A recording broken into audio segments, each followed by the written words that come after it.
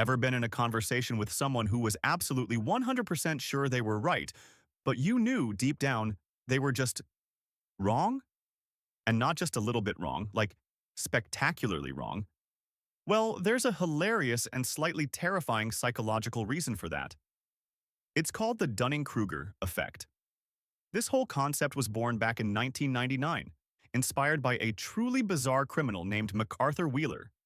He robbed a bank by literally covering his face with lemon juice. He genuinely believed that lemon juice would make him invisible to security cameras. When the police showed him the clear footage, he was stunned. He muttered, "But I wore the juice." This perfect lack of self-awareness is the Dunning-Kruger effect in action. Simply put, Dunning-Kruger is a cognitive bias where people with low competence in a specific area massively overestimate their ability. Imagine you decide to learn coding. You finish one short tutorial. Suddenly, you're convinced you're the next Zuckerberg. You're on top of the world. We call this the peak of Mount Stupid. The reason you feel so confident is that you don't know enough to realize how much you don't know. You have a double burden. You are both unskilled and blissfully unaware of your own lack of skill. It's like having a broken map that tells you you're already at the treasure. Now, what happens when this expert actually tries to build something real? They hit a wall. They realize coding isn't just copying and pasting. It's complicated. Their confidence doesn't just dip, it crashes. They suddenly realize the true complexity of the skill, and they know just enough to realize how incompetent they actually are.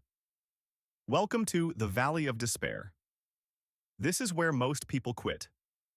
The crushing realization that you're nowhere near as good as you thought you were can be deeply demotivating. You trade your initial overconfidence for debilitating self-doubt. If you manage to survive the valley, if you keep putting in the work, things start to change.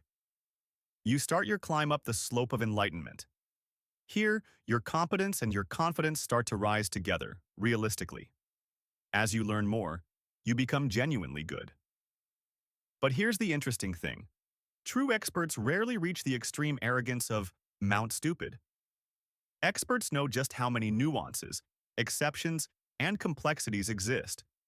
They understand the limits of their own knowledge, making their confidence realistic and sustainable, not delusional.